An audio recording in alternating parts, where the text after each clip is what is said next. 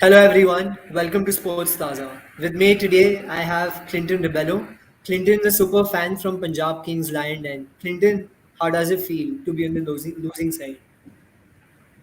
Well, we've gotten used to it now for matches going to the last over and losing such close matches. But yeah, feel very disappointed as a fan, but really proud of the way we put up a fight. Our bowlers put up a fight defending, trying to defend 135 against a lineup like Mumbai. I think this has been a bowler's IPL, right? Like we haven't seen any high scoring game and even at Sharjah, pitches are very slow, bowlers doing much more of the job. What do you think about Yeah, that? absolutely, absolutely. And with the T20 World Cup as well coming up at the same venue, I think we have to expect such low scoring thrillers, if you would call it. I mean, the pitches are, if you compare it to last year, I mean, Sharjah would give you a 220 uh, run first inning total, and that would eventually end up getting chased. But now what you're seeing is That scores only like happens one. in Punjab and only Tewatia can do that. No one else. Yeah, and But yeah, see, and now if you see the Indian think tank looks so good because we picked up five spinners. There's a lot of talk, three pacers, five spinners. But now going by the yeah. looks of it, it looks like a master stroke. Absolutely, absolutely. And I feel that they're going to tinker with the WT20 squad. I feel, We'll come to uh, that. First, yeah, we'll come to the Punjab score today. Punjab scored 135.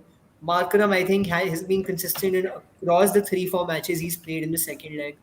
But where did Punjab actually lose the match? Or what went wrong in the batting? well, I still fail to understand the logic behind Mandeep Singh opening. Yes, he did a decent job, but when you have the likes of Chris Gale in the dugout and Mayank Agarwal not playing, okay, first the excuse is to be KL and Mayank bat well together, so that's why you don't want to separate them. They, form good partnerships, etc., etc.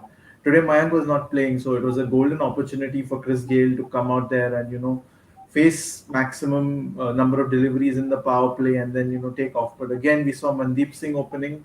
Uh, he did decently well, but after he got out, I think that ploy to bring Pollard into the attack to play with the ego of Chris Gale, who I think he last got out in the year 2012.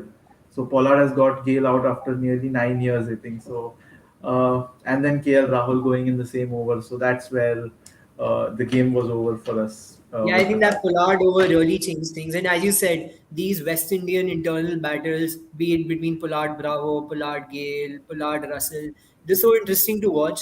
And Pollard getting the better of Gale, getting both the key wickets. And Puran has just not been clicking. So Absolutely. it's not that Mumbai, it was a easy walkthrough win. There were very tough positions for Mumbai as well. What do you think of that? Yeah, absolutely. I mean, they are the defending champions now for 2 years in a row. And given their middle order was so fragile coming into the second phase of the IPL, uh, still I expected the game to get over a bit earlier, but they dragged it on till the 19th over. Had Harpreet Brar to take Hardik Pandya's catch, the game would have probably gone a different way.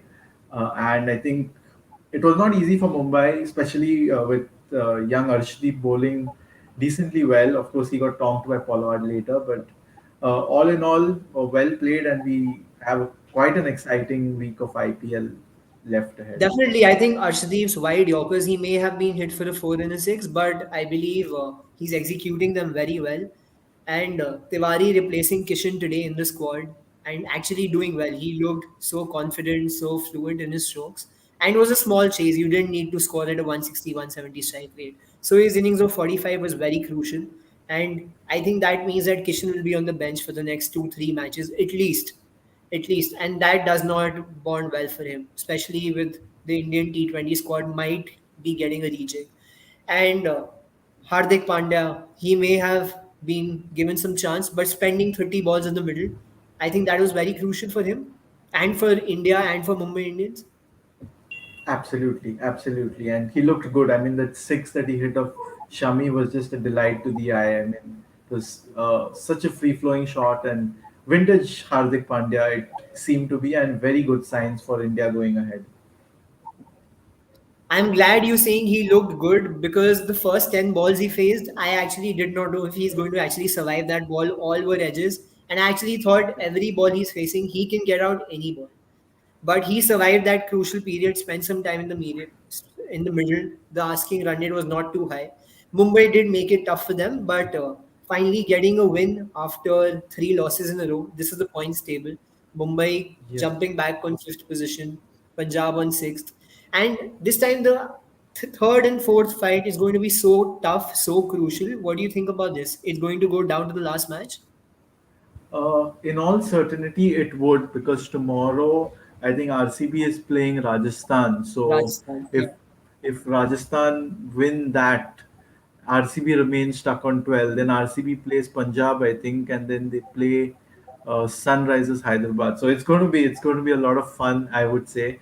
The next couple of the next 10 days, I think, are going to be really really exciting for all fans.